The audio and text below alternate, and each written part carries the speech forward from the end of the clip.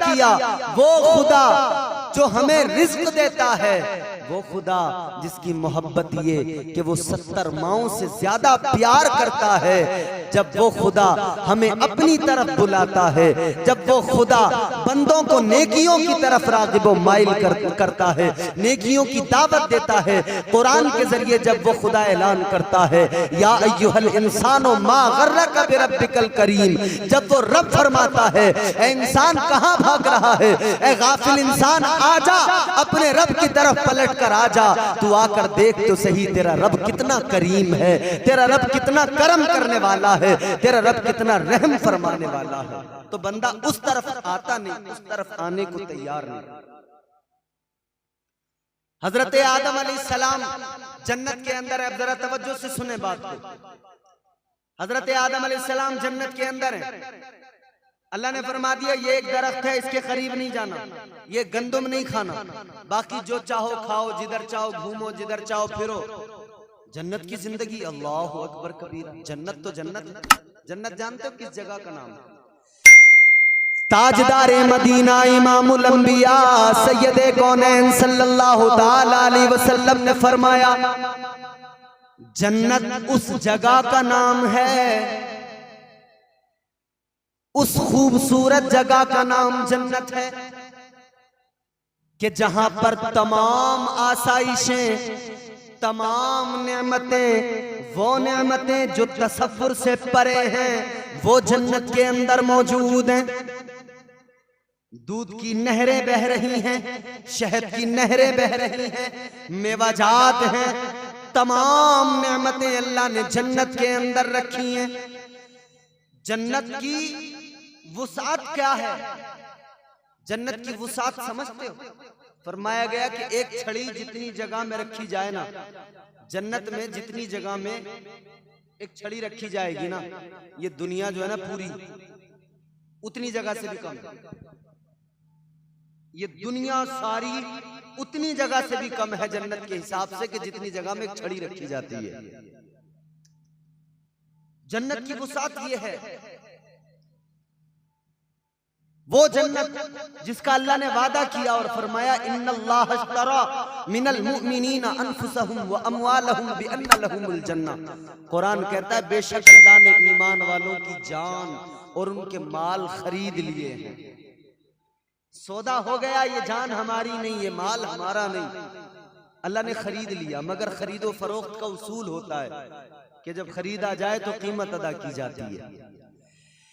ऐ परवरदिगार, तूने अपने मानने वालों, तूने अपने चाहने वालों के जान को खरीद लिया, उनके माल खरीद लिए।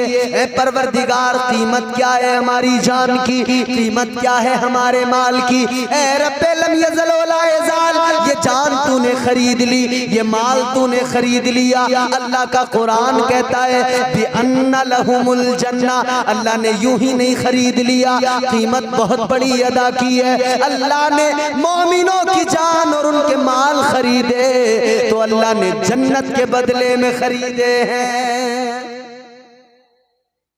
अल्लाह ने तो जन्नत के बदले में खरीदे। हजरत आदम अलैहिस्सलाम उसी जन्नत के अंदर, जिस जन्नत के अंदर हूरें हैं और हूरों की खूबसूरती, हर इंसान को जन्नत के अंदर, हर जन्नती को 70 हूरें मिलेंगी और 2 दुनियावी जो औरतें हैं ये जो जन्नत में पहुंचेंगी, ये 2 औरतें, ये 72 इस तरह से होंगी, 70 हूरें होंगी। और हूरों की खूबसूरती क्या है?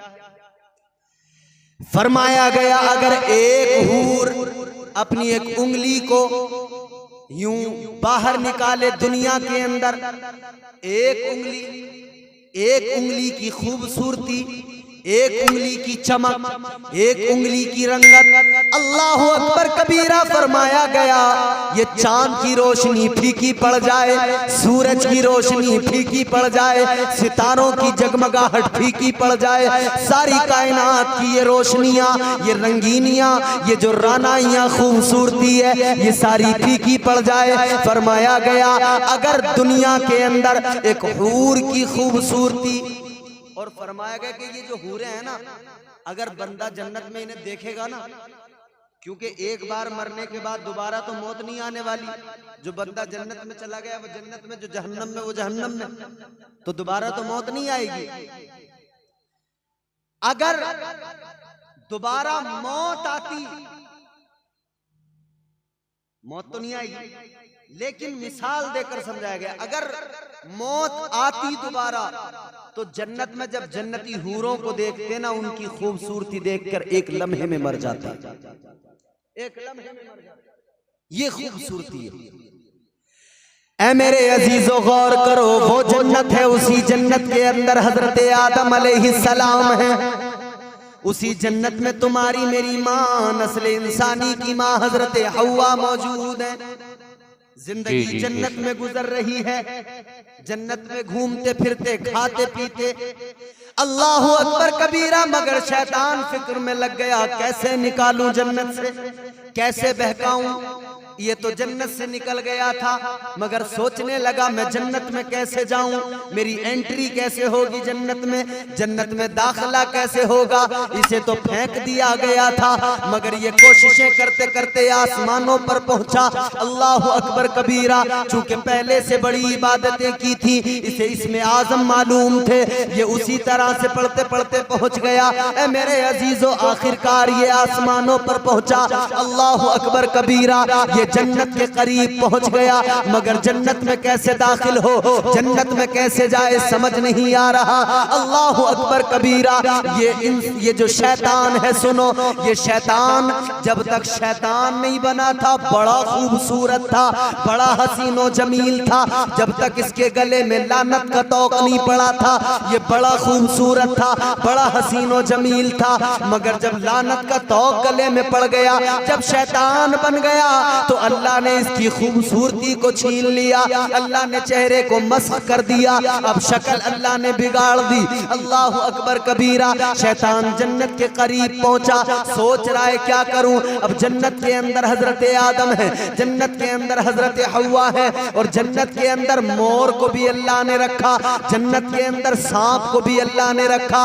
ये जन्नत के अंदर हजरत आदम और हव्वा की दिलजोई के लिए थे, उनकी खिदमत के लिए रखे गए थे। ऐ लोगों, ये जो मोर आज हम देखते हैं, इसकी खूबसूरती देखकर हमारी तबीयत खुश हो जाती है। यही मोर जन्नत में रखा गया था हजरत आदम और हव्वा को खुश रखने के लिए। ये जो सांप हमें नजर आता है, अब तो ये सांप जमीन पे रेंगता हुआ नजर आता है, मगर उस वक्त में सांप ऐसा नहीं था। उस वक्त में सांप कैसा था, ऊंट की बराबर ऊंचा था, इसके पैर थे, उस वक्त में ऐसा सांप था। अल्लाह अकबर कबीरा।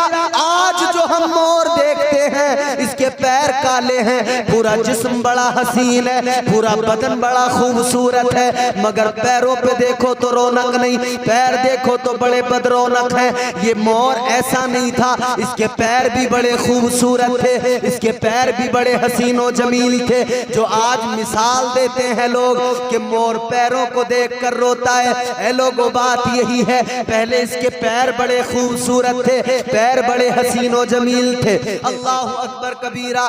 ये मोर भी जन्नत के अंदर है, ये सांप भी जन्नत के अंदर मौजूद है। अब ये शैतान फिक्र में लगा है, कैसे अंदर जाऊं, कैसे बहकाऊं। इसने मोर को बुलाया, मोर आ गया, मोर से कहने लगा, देख तेरी मेरी बड़ी पुरानी यारी है, तेरे मेरे पुराने ताल्लुकात हैं, तू मुझे जानता है, मैं तुझे जानता हूँ। मेरा एक काम कर दे, आदम और हव्वा को इधर लेके आ जा दरवाजे के करीब, और मुझे जन्नत में दाखिल कर दे, किसी भी तरह से मुझे अंदर पहुंचा दे। मोर कहने लगा, मैं तो तुझे अंदर नहीं पहुंचा सकता हूं, इसलिए कि दरोगे जन्नत रिजवान नहीं जाने देंगे, अल्लाह तबारक व तआला तुझे अंदर घुसने नहीं देगा। ये मोर को बहकाने लगा। शैतान ने कहा, इसकी तारीफें करना शुरू कर दिया, तू तो बड़ा खूबसूरत है, तू तो बड़ा हसीनो जमील है, तेरी रंगत का जवाब नहीं है, तेरे चलने का जवाब नहीं है, तेरे पर फैलाने का जवाब नहीं है, तेरी खूबसूरती का जवाब नहीं है। मोर जब अपनी खूबसूरती को सुन रहा था, तो खूबसूरती सुनने में इतना महव हो गया, अपनी तारीफों में इतना खो गया कि ये भी भूल गया, अगर इसे जन्नत में लेकर गया तो अल्लाह नाराज हो जाएगा। बेशक बेशक। आज भी हम लोग अपनी तारीफ सुन के बड़ा खुश होते हैं, बस कोई कह दे, अरे खान साहब आपकी तो बात ही अलग है, बस फिर फूले नहीं समाते खान साहब। कोई कह दे जरा, अरे शेख साहब तुम्हारा तो जलवा ही अलग है, बस फिर पूछो मत। फिर आप 10 बात हम अपनी तरफ से करते हैं, अरे हमारा नहीं, हमारे तो खानदान में ऐसी होता है, हमारे दादा ऐसे थे, हमारे दादा ऐसे थे। इंसान अपनी तारीफ को बड़ा पसंद करता है, अजीब जमाना। गुलजार जिगर एक शायर है, उसने कहा क्या जमाना आ गया संजीदगी खतरे में है, खुदनुमाई का चलन है सादगी खतरे में है, सर छुपाती फिर रही है आबरू इस दौर में, या इलाही कर मदद पाकीज़गी खतरे में है, जब से कम ज़र्फ़ों की आमद में कदे में हो गई, रो रहे हैं जामो मीना में कशी खतरे में है। बड़ा मजा आता है अपनी तारीफों में। और बाज लोग तो तारीफ, नेक काम भी करते हैं तो तारीफ के लिए, दिखावे के लिए, रियाकारी। नमाज पढ़ रहा दिखावे के लिए, हज करने जा रहा है कि बस लोग हाजी कहें, दिखावे के लिए। ऐसे ऐसे लोग भी मौजूद हैं। दिखावे के लिए 1-2 काम नहीं, सैकड़ों काम हम करते हैं। शादी आ गई तो दिखावे के लिए इतना खर्चा करेंगे कि वजूद से ज्यादा कर देंगे। मोहल्ले में हमारा नाम हो जाए, गांव में हमारा नाम हो जाए, फला साहब ने शादी की है, जवाब नहीं, देखो खाना इतना बड़ा, उनका तो जवाब नहीं, जलवा ही अलग था। उन्होंने तो आतिशबाजी इतनी की, उन्होंने तो बाजे में इतना लुटा दिया, उन्होंने रंडी बुलाई इतना लुटा दिया, उन्होंने डीजे मंगाया इतना लुटा दिया। तारीफों के लिए किया करते हैं। कई लोग कहते हैं कि बहनोई नहीं मानता इसलिए डीजे बजा रहे हैं, कई लोग कहते हैं कि फला रिश्तेदार नहीं मानता इसलिए डीजे बजा रहे हैं। वो कहते हैं अगर नहीं बजाया तो वो नाराज हो जाएगा, नहीं बजाया तो रिश्तेदार नाराज हो जाएगा। ए मुसलमान, अक्ल कहाँ गई? अपने मेहमान, अपने रिश्तेदार की नाराजी की फिक्र है, मगर अल्लाह की नाराजी का कोई ख्याल नहीं रहा। ये तो सोच लिया कि बहनोई नाराज हो जाएगा, कभी ये भी सोचा कि मेरा रब मुझसे नाराज हो जाएगा। अगर बहनोई नाराज हो गया क्या हुआ? 1-2 महीने नहीं आएगा, लेकिन आखिरकार फिर आ ही जाएगा। लेकिन मेरे अजीज, अगर रब नाराज हो गया तो दुनिया भी बर्बाद, आखिरत भी बर्बाद। कब्र में भी तकलीफें, आखिरत में भी तकलीफें। ऐ मेरे अजीजों, दिखावे के लिए हम क्या कुछ नहीं किया करते हैं। अभी कल की बात मैं आपको बता दूं, कल की बात। एक चाय बेचने वाला, होटल चलाने वाला, छोटा सा होटल, यही संभल में मैं था, वहां छोटा सा मामूली सा काम, शादी है, जिक्र होने लगा। तो वहां जिक्र हो रहा था कि डीजे बजेगा। आपस में वो 2-3 लोग बैठे जिक्र कर रहे। वो लड़का जिसकी शादी, चाय बना के बेच रहा है, मगर उसकी बात है, कल नहीं जी हम तो खुले आम कह रहे हैं, हम तो बजाएंगे। अब जब उस इंसान से, उस नौजवान से कहा गया कि भाई, और लोग जो थे तब तक मैंने कुछ नहीं कहा, मैंने देखा, उन्होंने कहा कि तू यार ये काम किस लिए कर रहा है? डीजे बजाने को क्यों बजा रहा है? आखिरत के बारे में सोच, जिंदगी मुख्तसर है, एक दिन मर जाएगा, कब्र में हिसाब देना है। तो उसका जवाब ये था कि जनाब हमसे तो कह रहे हो, हमने तो बड़े बड़े दाढ़ी वाले देखे कि उनके यहाँ भी ये काम हो रहे हैं। तो मैंने उससे कहा, अल्लाह के बंदे, अगर कोई दाढ़ी वाला, कोई हाजी, कोई नमाजी, कोई मौलवी, कोई हाफिज अगर डीजे बजाए तो क्या डीजे बजाना जायज हो जाएगा? भाई किसी का अमल तो दलील नहीं होता ना। अगर मौलवी साहब ने डीजे बजा लिया या मौलवी साहब कहीं नाचते हुए पाए गए तो ये नाचना जायज हो जाए? ऐसा तो नहीं है। इंसान का अमल अपनी जगह, अल्लाह का कुरान, अल्लाह के रसूल के फरमान अपनी जगह। है कौले मोहम्मद कौले खुदा, फरमान न बदला जाएगा। बदलेगा जमाना लाख मगर कुरान न बदला जाएगा। कोई नाचे तो उसके नाचने पर नाचना जायज नहीं हो जाता है, कोई डीजे बजाए तो उसके बजाने पर बजाना जायज नहीं हो जाता है। इस्लाम ने अगर नाजायज कर दिया वो नाजायज ही रहेगा।